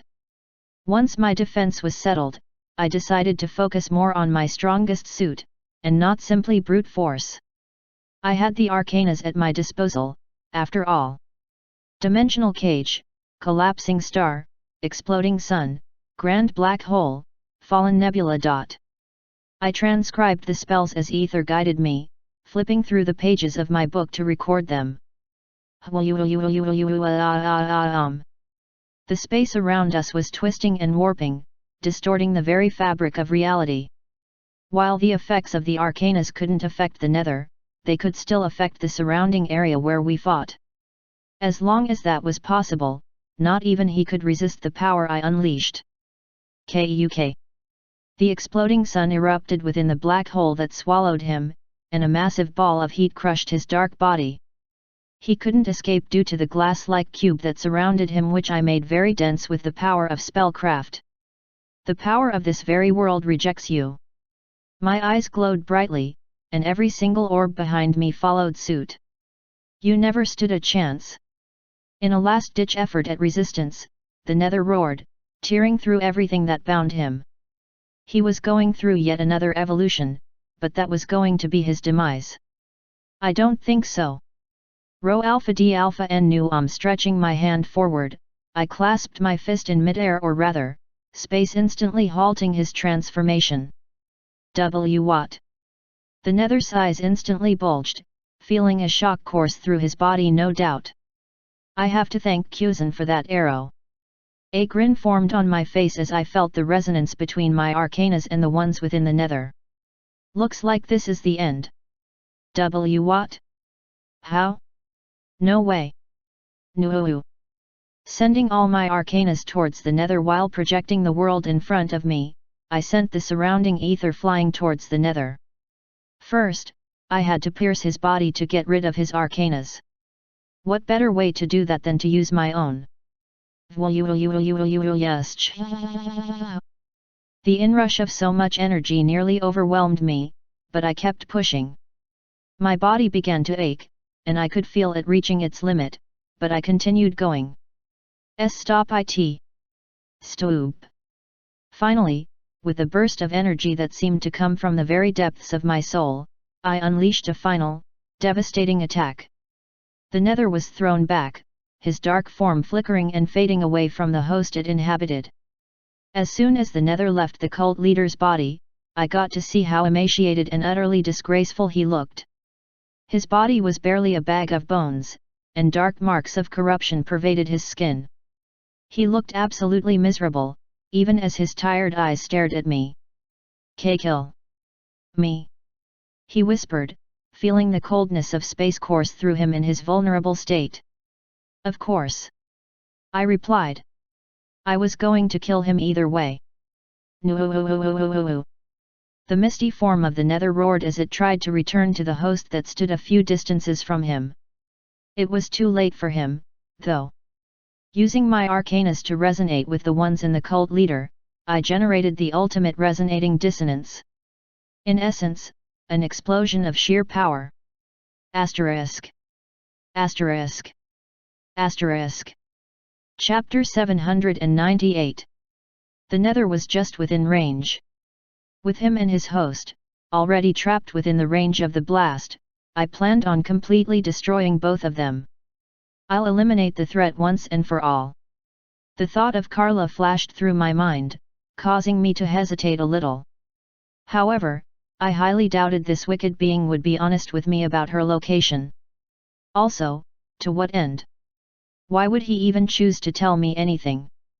In the end, it was more detrimental to keep him alive. I'm supposed to send him to his dimension, but with two versions of the arcanas present, I didn't simply want the misty nether to return home unharmed. I wanted it gone for good. I know this is only a portion of it, but if I extinguish him completely, then... And it worked.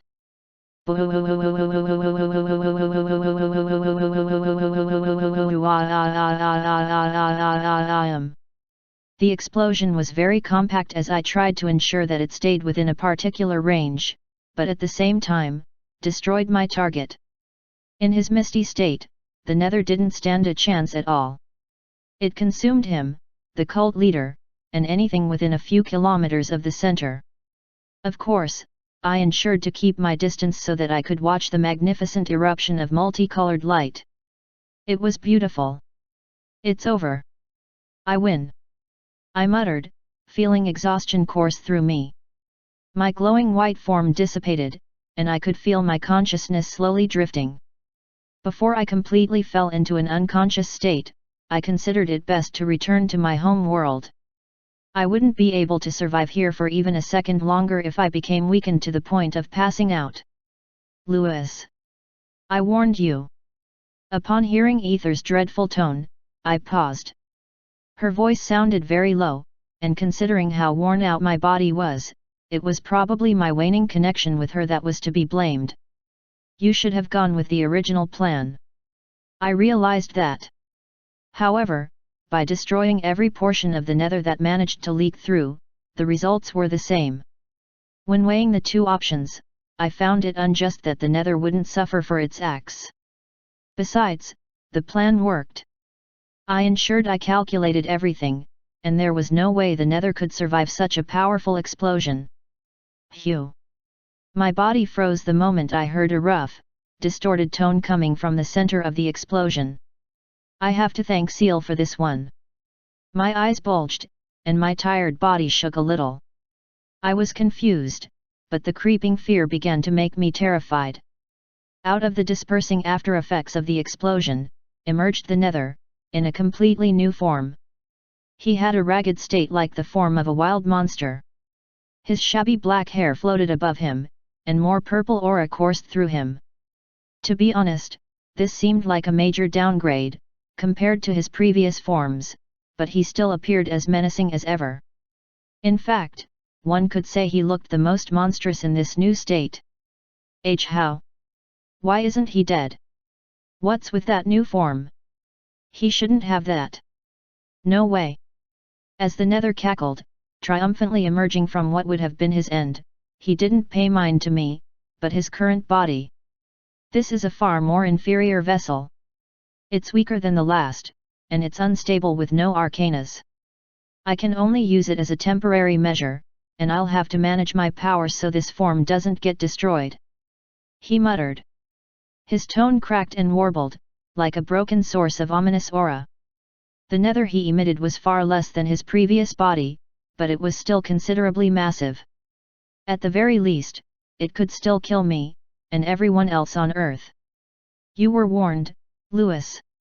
You shouldn't have been careless. Ether hounded me with the truth of my carelessness, causing my heart to tighten in guilt. And then fear. I messed up. My eyes bulged. Jared Leonard, you almost got me. The Nether finally looked at me, his eyes fiery purple and black. I shivered at his gaze. What will you do now? Not only have you lost the means to stop me, but you're pitifully weak, right now. He cackled in arrogance. Unfortunately, he was right. I already destroyed the arcanas by resonating them with each other and offsetting the balance to create an effective dissonance, causing enough of an explosion to swallow him in it. Thanks to the absence of the other arcanas, I couldn't utilize the world, and I also couldn't recreate all the other arcanas since I was already so spent. Plus, it did take some time to make everything.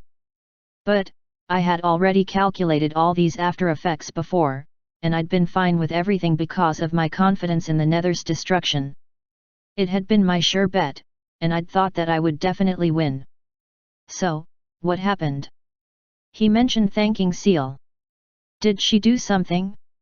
Damn it. Seal had been planning this for so long. Perhaps she'd had yet another body for the Nether in case of emergencies. If that was the case, then I was totally screwed. What should I do? Panic spread through my body as the Nether drew closer to me, having a terrifying presence that brought me closer to passing out. My body could barely move, but I was too frightened to go back to my world and sentence everyone there to death. You fool! You messed with me. Now, I'm going to kill you and everyone you love. He moved even closer, excitement all over his twisted face. This was bad. Even though everyone relied on me, I had still managed to screw things up at the very end. Asterisk. Asterisk. Asterisk. Chapter 799. Darkness closed in on me, like a predator did to its prey. Paralyzed with fear, overwhelmed by guilt, and full of exhaustion, all I could do was powerlessly watch as my enemy approached. I knew for a fact that death would soon follow, and not just for me, but for all of existence. He. The Nether cackled. I'll be sure to. Suddenly, it stopped taunting and moving closer to me. It was just as abrupt as it was shocking. I was surprised by this, but the next statement that came from his crooked lips shocked me even more. Why are you here? His eyes were not on me, but something behind me, something that instilled fear within him. You did well, Jared, or should I call you Lewis now? A familiar voice danced in my ears, and it wasn't until the sound was uttered that I noticed someone was behind me. This person. I tried to look behind me, but my body had grown too stiff to listen to my commands. A hand softly touched my shoulder, instantly spreading warmth and energy through me.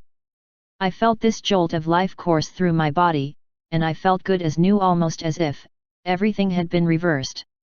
My eyes bulged, and I swiftly turned behind me to see the face of my savior and the source of fear for the Nether. It was Naren. Good work holding on for so long.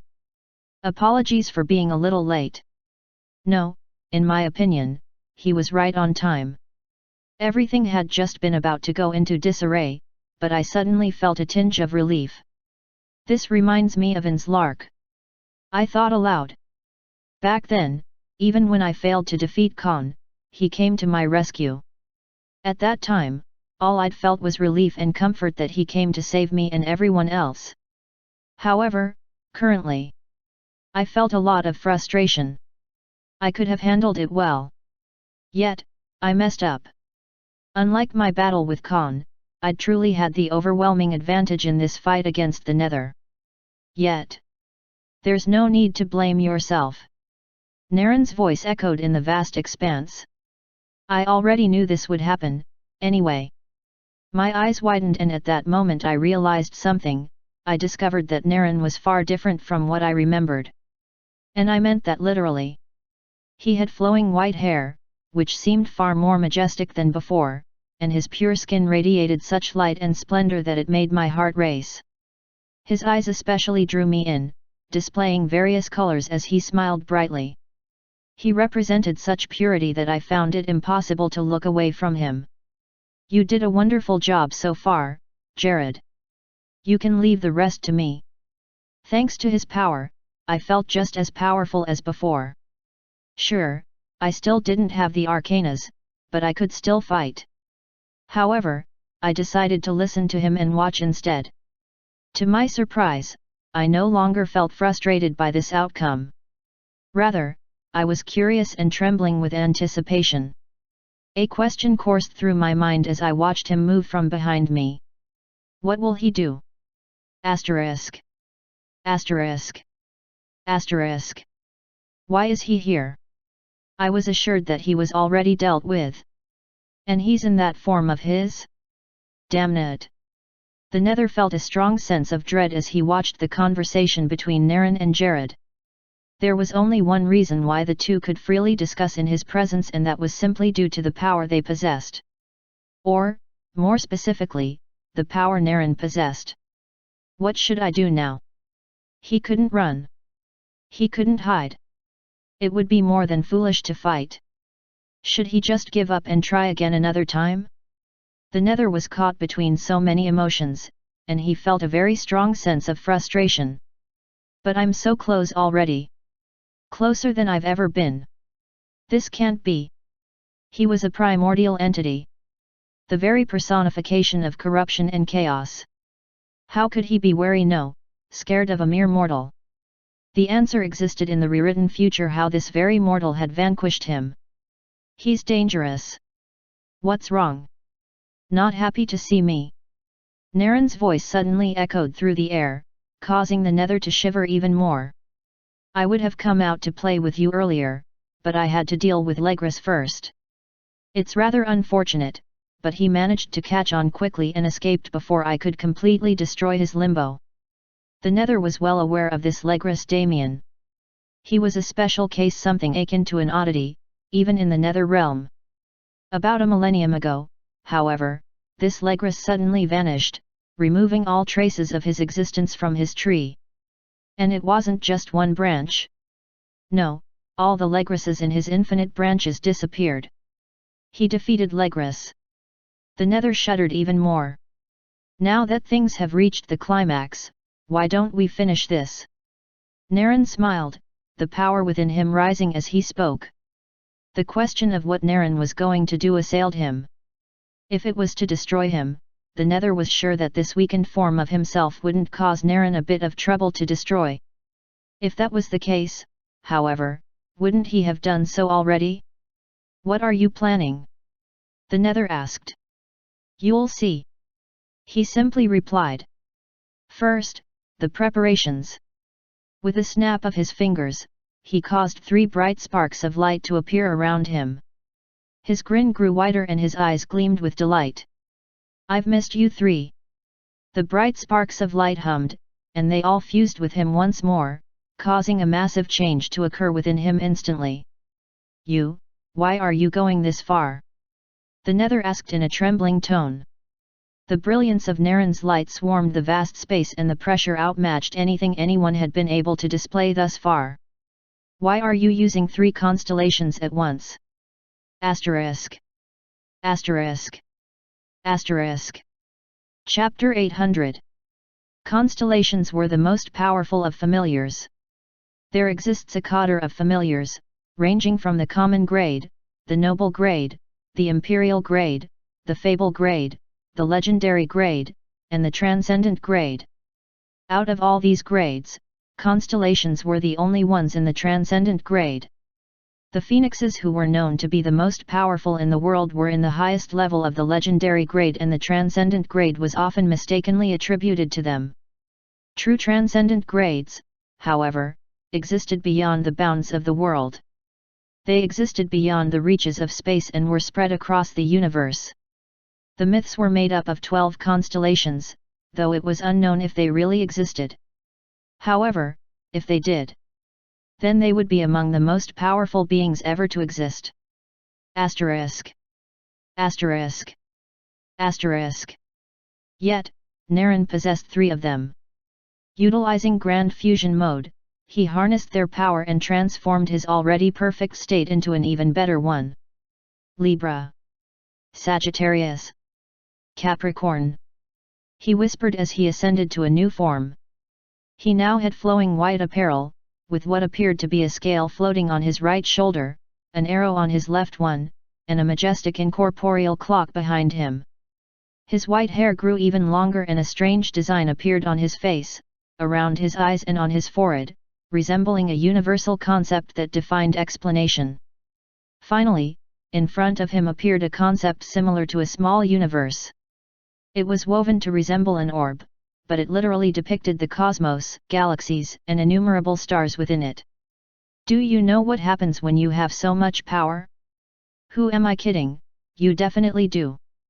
Naren began, smiling at the paralyzed Nether. To be honest, even with this power, I wouldn't stand a chance against your complete form, in your realm, now would I? Fortunately, the conditions are just perfect here. The universe before him slowly began to warble and move, the stars shifting. Not only are you mortal here, so long as the right conditions are established, you are also subject to certain laws. In your previous body, the arcanas negated the effect of law, but in this state of yours, you're more than vulnerable. Perhaps it was Naren's intention for Jared to fail all along. After all, that would place the enemy in a body that had more weaknesses than the one before it. But to what end? Even now, without the world connecting you to your world, you should still be able to resonate with it. Also, your original body still has a connection with this one. What do you plan to do about it? The Nether's eyes narrowed on Naren, cautiously planning what he would do based on the response given. Just as you destroyed all of Jared's souls based on this resonating link, I plan on finally eliminating you. Jared is right, after all. You're too much of a threat to simply seal you away until the next event, and the event after that. The Nether would somehow find a way to return, perhaps not in their generation, but in another one. Or what if he chose another timeline? As long as his threat hovered above their world, he was more than an active danger. Thus, the best method would be to destroy him. But how? That's impossible. I existed before even time began. You can't destroy me. Doing so would mean collapsing the whole Nether tree, and the tree sprouts from the root, which originates from origin, where all things lie. You are simply a supervisor, created from origin to monitor and prune your world as you see fit. Your end will be of little consequence to the continuing of the Nether realm. TCH. It's still impossible. I cannot be destroyed. I exist beyond the bounds of. Naren sighed loudly, interrupting Nether's angry rant. It wasn't quite clear who the Nether was trying to convince Naren, or himself. Your main self is currently incorporeal, similar to a soul. That is why you require an active agent to act beyond the realm of the root. If I hijack this body of yours and use that resonance against your defenseless soul, what do you think will happen? You can't destroy me. I can't truly. However, I wasn't really going to. You are a primordial entity that has existed since time was founded. Exactly. I am. Why don't I simply return you to the state before that? Naren grinned wider. An air of unease followed his statement and dead silence took over. Time began to exist at a point that coincides with when the world began, and you began to exist in a reality with time. What if I returned you to whatever form you were in before time, and ensure you never have a place in a temporal reality? It was a complicated venture. Too ambitious for a mere human to propose. The dawn of time marked the very start of everything that existed. The Planck time. If Naren was going to undertake this task, he would need to return to a specific point in time, kick the nether out of it, and shut the doors within a Planck time, thus technically destroying the primordial entity from everything that existed simply by ensuring it never did, to begin with. Unfortunately, this task. It's impossible. You don't have enough energy for that. No one does. The amount of time Naren would need to bypass was something no mortal could ever attain. It defied the laws of the world. Not even ether could grant him such power because his body wouldn't be able to handle it. Besides, doing that would mean he could even destroy ether if he wanted. That was too dangerous a power for any one person to possess. Haven't you heard the popular saying? Magic exists to make the impossible possible. Naren smiled, turning back to look at the blonde-haired boy who was watching him intently. You're going to want to check this out, Jared. It should be fun. Asterisk. Asterisk. Asterisk.